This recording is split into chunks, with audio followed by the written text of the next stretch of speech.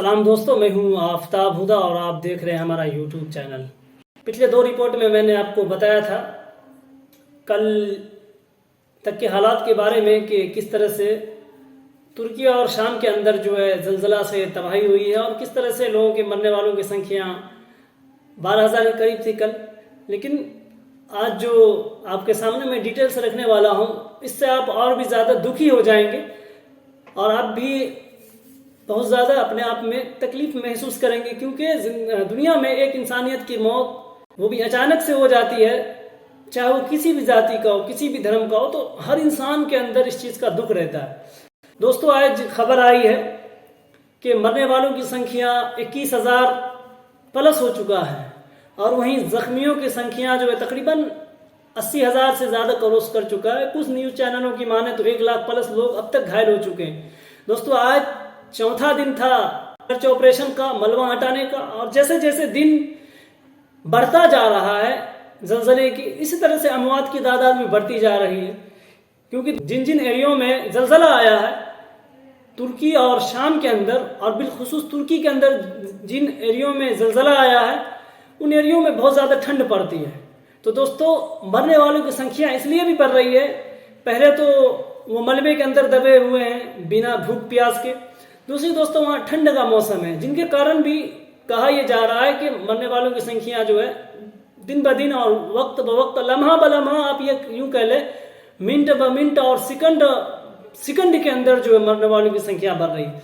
वहीं WHO ने, जो दुनिया भर की हेल्थ ऑर्गेनाइजेशन को लीड करती है, WHO ने खबरदार किया कि ये मरने वालों की संख्या जो पिछले आंकड़े थे 7 तारीख के, उसके मुकाबले अब ये कहा जा रहा है कि ये संख्या जो उन्होंने बताया था कि 10 गुना बढ़ जाएगा, दोस्तों अब बताया जा रहा है कि 15 गुना जो है बढ़ सकता है। यानी कि जो पहले तकरीबन 80,000 के लगभग लोगों को मरने की चेतावनी दी गई थी WHO के जानिब से, अब ये कहा जा रहा है कि मरने वालों की संख्या इनसे ज़्यादा हो सकती है।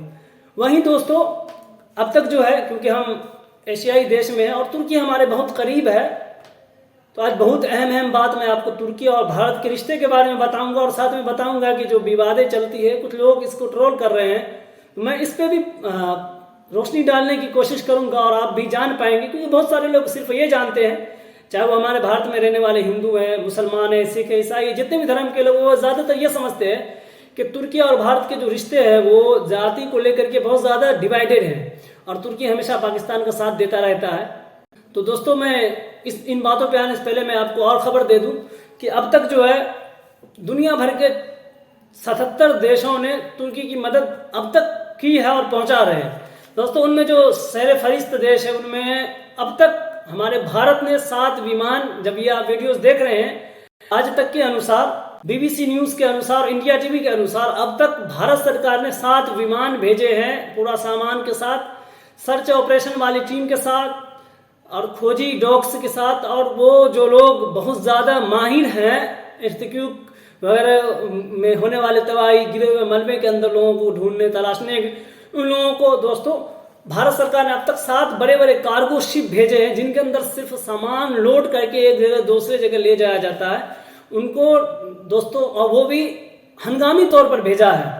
और मेरा दिल इस बात से बहुत खुश है, जब मैं वीडियोस देखता हूं अल जजीरा पे, अपने भारतीय चैनलों पे, तो मुझे इस बात का बहुत ज़्यादा खुशी है कि आज दुनिया भर में हमारे भारत का चर्चा हो रहा है।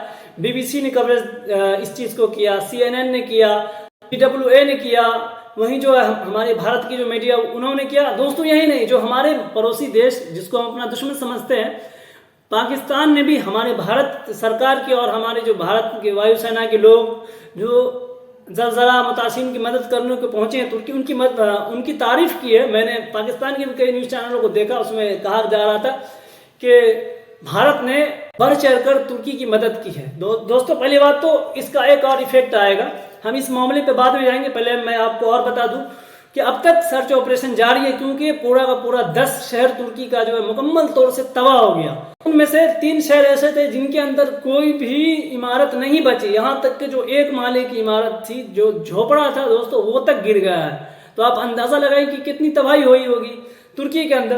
अब तक मलबा हटाने का, लोगों को बचाने की कोशिश की जा रही है। अब उम्मीद है कि उन तमाम लोगों को, जो लोग इस दुनिया को छोड़ चुके हैं, जो शहीद हो चुके हैं, उन्हें भी, उनके जिस्म को भी मलबे के अंदर से निकाल लिया जाएगा। और दोस्तों, जो लोग अब तक खुदा की करम से, भगवान की कृपा से जिंदा हैं, उन्हें भी निकालने की कोशिश की जा रही है। और ऐसा लगता है कि अगले कुछ दिनों में इन तमाम जो गिरे हुए इमारत हैं, जो मलबे हैं, उनको हटा करके क्लियर कर लिया जाएगा और उन तमाम शव को भी और उन जिंदा लोगों को भी निकाल लिया जाएगा। दोस्तों, ऐसा नहीं है कि तमाम लोग मुर्दे ही निकल रहे, दोस्तों जिंदे भी लोग निकल रहे हैं। मैंने कल की वीडियोस में आपको बताया था शाम के बारे में, तुर्की के बारे में। दोस्तों, आज फिर नई नई तस्वीरें आई और दिखाया गया कि किस तरह से 4 दिन हो जाने के बावजूद भी कुछ लोगों को खुदा ने मोजेजा के तौर पे, करामती तौर पर जिंदा रखा और वो निकले। दोस्तों, एक तस्वीर वायरल हुई, बहुत मेरे दिल को उस तस्वीर ने छुआ। मैं आपको दिखा नहीं सकता क्योंकि कॉपीराइट लग जाएगा। उस तस्वीर में दिखाया गया कि एक बूढ़े शख्स जो सिगरेट पी रहे थे जलजले के समय, उनके मुंह में सिगरेट है। आप इस बात से अंदाजा लगाएं कि वो सिगरेट पी रहे थे और जलजला उसी वक्त आ गया, तो उसके मुंह में जो सिगरेट है वो उनके मुंह में इसी तरह सिगरेट है और वो जिंदा सही सलामत उनको निकाल लिया गया है। तो दोस्तों, खुदा की कुदरत, खुदा जिसे चाहे जिंदा रखे, जिसे चाहे मौत की नींद सुला दे। अब ये दोस्तों, हम चलते हैं और आगे, और मैं आपको और जानकारी दे दूं। अब तक भारत सरकार ने 7 कार्गो शिप विमान भेजे, उनके साथ कई 100 लोग भेजे हैं जो वहां जा करके जलजला मुतासिन की मदद करेंगे। कई सारे सरकारी विभाग। दोस्तों, वहीं जो सरकार, जो हमारी भारत सरकार इस मामले को लीड कर रही है, इस मिशन का नाम रखा गया है मिशन दोस्त। दोस्तों, ये बहुत बड़ा पैगाम है हमारे भारत, पाकिस्तान, बांग्लादेश और एशियाई देशों के लिए कि हमारे भारत सरकार ने, देखिए हमारे भारत में क्या चल रहा है इससे मतलब नहीं है, लेकिन जब हमारी सरकार बाहर देशों के लिए काम करती है तो वहां, जो बाहर देशों में हमारा नाम लिया जाता है, तो हमें वहां हिंदू मुसलमान के नाम से लोग नहीं कहते हैं, बल्कि विदेशों में हमारी भारत सरकार की, भारत की तारीफ होती है तो लोग ये कहते हैं कि ये काम किन्होंने किया, भारत सरकार ने किया। और दोस्तों, जब भारत सरकार का नाम आता है तो दोस्तों, सरकार में बीजेपी, कांग्रेस, आम आदमी पार्टी आप नहीं आता है, बल्कि हमारी गवर्नमेंट ऑफ इंडिया आती है। और उस वक्त ये कहा जाता है कि तमाम भारतवासियों ने मिलकर इस चीज को लीड किया, इसीलिए आज ये चीज इस हद तक मुमकिन हो सका।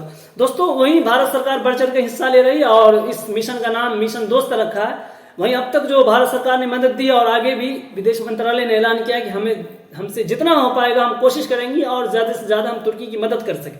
दोस्तों, वहीं और भी दीगर देशों ने इस पे हाथ बढ़ाया। दोस्तों, मैं आपको एक इफेक्ट बता देना चाहता हूँ।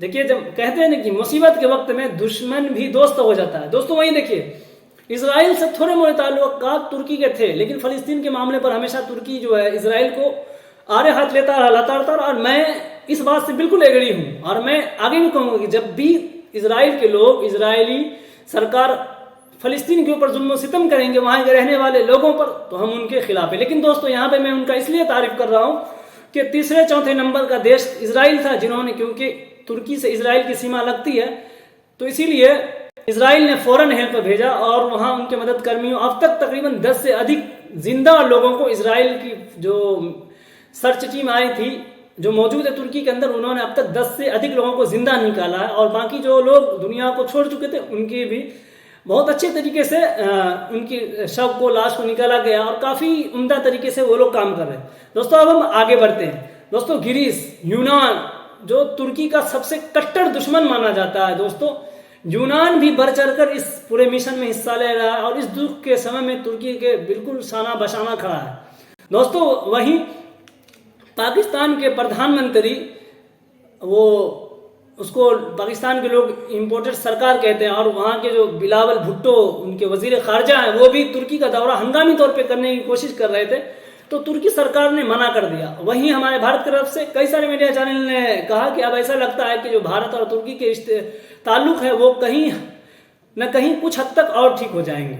तो दोस्तों, ये बहुत बड़ी झटके की बात है और बहुत शर्मिंदगी की बात है, और लोग काफी सारे ट्विटर पे इसको ट्वीट भी कर रहे हैं और ट्रोल भी कर रहे हैं, जो पाकिस्तान की सरकार की इस मुसीबत की घड़ी में, बल्कि पाकिस्तान को और भी बढ़ चढ़ कर हिस्सा लेना चाहिए भारत के मुकाबले में, क्योंकि तुर्की हमेशा मुद्दा कश्मीर पे, हिंदुस्तान के मुसलमानों के मामले पर भारत सरकार को घेरता आया, लेकिन इस मामले पर भारत सरकार पाकिस्तान से ज्यादा तुर्की की मदद कर रही है। तो वहीं तुर्की ने पाकिस्तान के प्रधानमंत्री का दौरा कैंसिल कर दिया, क्यों? उन्होंने कहा कि हमारे यहाँ इतने बुरे हालात हैं, तो हम आपको आने की इजाज़त नहीं दे सकते। वहीं दोस्तों और भी कई अहम सारे बात है। अब आइए हम उस मुद्दे पे चलते हैं। मैंने कल के वीडियोस में आपको बताया था कई सारे लोग जिनके नाम में कुमार सिंह यादव जी लगा हुआ था, वो बहुत उल्टे सीधे किस्म के ट्वीट कर रहे थे। तो मैं उनको बता देना चाहता हूँ कि जो आपके पापा हैं, हमारे प्राइम मिनिस्टर श्री नरेंद्र मोदी जी, वो तुर्की की बढ़ चढ़कर हेल्प करने के लिए अपनी सरकार से, जो उनकी गवर्नमेंट है, वो उनके थ्रू कर रहे हैं। लेकिन जो अंधभक्त हैं, जिन्हें इंसानियत की समझ नहीं है, वो इस चीज़ को ट्रोल कर रहे हैं। तो याद रखिए, जो आपके पिताजी हैं, जब वही तुर्की की मदद कर रहे हैं, तो फिर आपको क्यों बरनौल की ज़रूरत पड़ रही है, आपको क्यों मिर्च लगी हुई है। आइंदा से मैं उन अंधभक्तों को कहना चाहता हूँ कि आप हमेशा से जाति धर्म पे मत जाएं, आप इंसानियत पे जाओ और इंसानियत के अनुसार काम करने की कोशिश करें। दोस्तों आइए हम एक चीज़ और समझते हैं। देखिए, लोग कहते हैं कि तुर्की को जो मदद भारत दे रहा है, भारत को नहीं देना चाहिए।